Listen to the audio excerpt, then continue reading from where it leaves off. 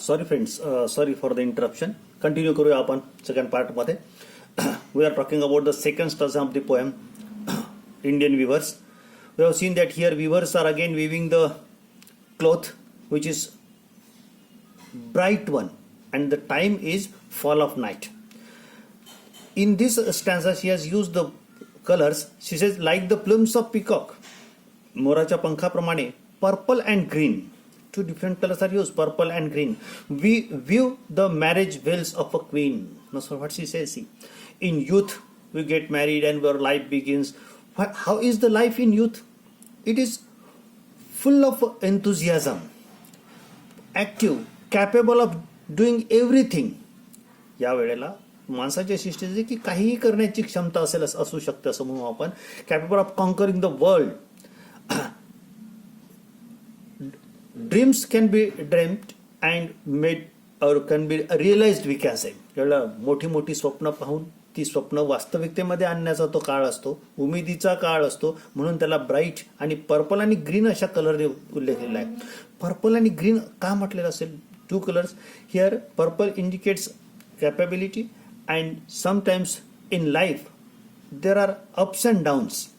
काही ups and downs असतात, काही उंच नीच असते, काही संकट येतात, काही आनंदाचे क्षण येतात. हे सगळे युथमध्ये येतात आणि म्हणूनच युथला गोल्डन पिरियड ऑफ लाईफ असंही म्हटलं जातं. या गोल्डन पिरियडचा उल्लेख करताना ती या ठिकाणी सगळ्या या गोष्टींचा वर्णन करते आहे. हे जे गोल्डन मोमेंट्स असतात they are filled with blissful moments we can say. This golden period is filled with blissful moments. सगळे ब्लिसफुल मोमेंट्स त्यात आपल्याला दिसतील, जीवनाची उमेद दिसेल सगळं. आणि म्हणून त्या स्टँजामध्ये असं म्हटलं की weavers are weaving at a fall of night means the late evening. Why do you weave the garment so bright? त्यावेळेस इतका छान ब्राईट गार्मेंट का व्ह्यू करताय? तर तो पिरियडच तसा मोठा उमेदीचा असतो, गोल्डन पिरियड असतो. म्हणून त्यावेळेला व्ह्यू केला गेलेला cloth, the cloth that has been being woven at that time is very bright. It is just like the plumes of peacock and full of colours, various colors. Here she has mentioned purple and green, and these colors indicate ups and downs in life. This stage comes to an end. Evening comes to an end and then begins night. आणि मग रात्रीची सुरुवात होते. That is adulthood ends we can say and old age begins. And she talks about old age in this third stanza. आणि मग तिसऱ्या स्टान्झामध्ये ती old age विषयी वर्णन करते. किती छान वर्णन करते बघूया काय म्हणते ती. Weavers weaving solemn and still. Now this time weavers are quite silent, they are steel.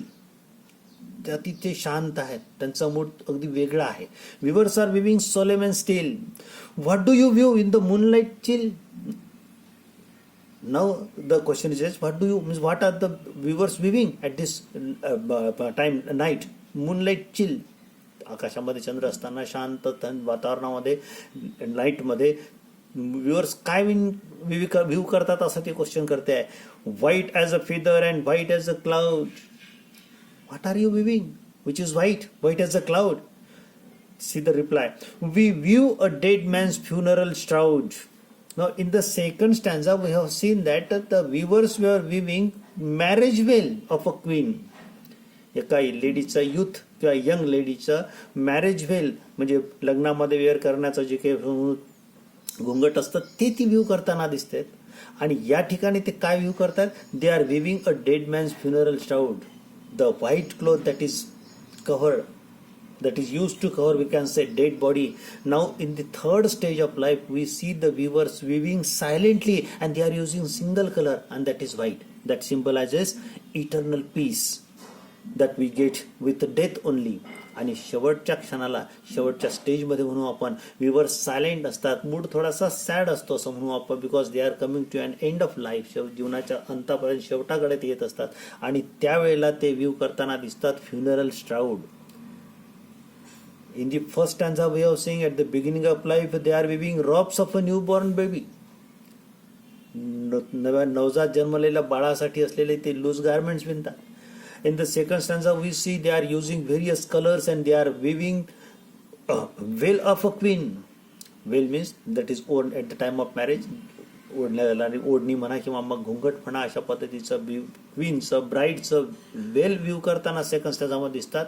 तर थर्ड स्टॅन्झामध्ये आपल्याला दिसतं की they are weaving a funeral shroud. Funeral shroud means that rough cloth that is use to cover और close the dead body. See the sequence. She is talking about various stages of life. लाईफच्या वेगवेगळ्या स्टेजेसविषयी ती बोलते आहे.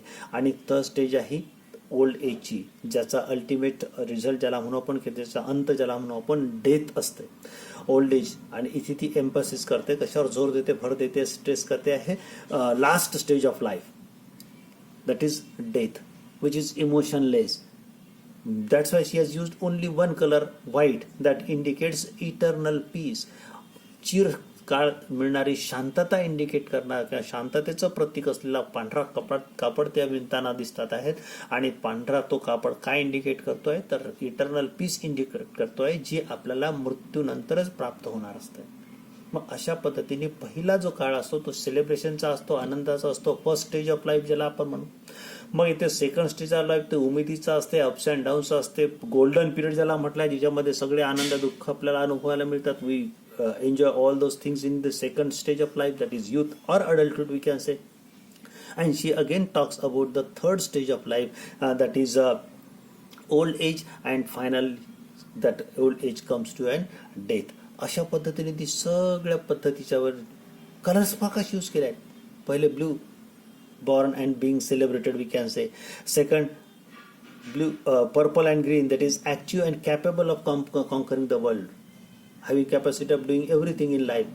काही करण्याची क्षमता असल्याची हिंमत असल्याचा तो स्टेज असतो. आणि त्या स्टेजचं वर्णन त्यांनी पर्पल आणि ग्रीननी केलं आहे. आणि मग शेवटी जेव्हा लाईफ कलरलेस होते, लाईफलेस होत जात आहे, डेथकडे आपण वळत असतो, तेव्हा यूज करते आहे व्हाईट कलर. अशा पद्धतीने जीवनाची वास्तविकता आहे. या तिन्ही स्टेजेस आपल्या आयुष्यामध्ये येणार. We cannot prevent these stages from coming. So we should be aware of these stages and we should enjoy the life the way indicated in the poem. पहिल्या काळामध्ये सेलिब्रेशन व्हायला पाहिजे, दुसऱ्या काळामध्ये कर्तृत्व व्हायला पाहिजे, आणि थर्ड स्टेजमध्ये शांतपणे आपण मृत्यूला स्वीकारायला पाहिजे. अशा प्रकारचं सजेशन देणारी ही पोएम आहे. म्हणून या पोएमला आपण अतिशय सुंदर आणि जीवनाची रियालिटी सांगणारी पोएम असंही म्हणतो आपण. याच्यामध्ये सिम्बॉलिझम आहे पोएममध्ये. पोएमच्या स्टाईलविषयी किंवा ॲप्रिसिएशन बोलायचं झालं तर you will see that the poem is in 3 stanzas. Each stanza is a 4 line. Here the rhyming scheme is also used. Rhyming scheme is of each stanza is AABB. First 2 lines are rhyme and second 2 lines are. In this way the poem is, and the poem is composed by Sarojini Naidu. So friends, you must read the poem carefully at home.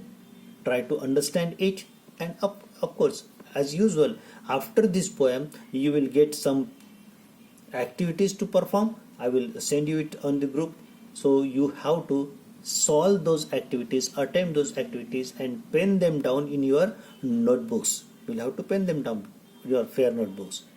Okay, thank you friends.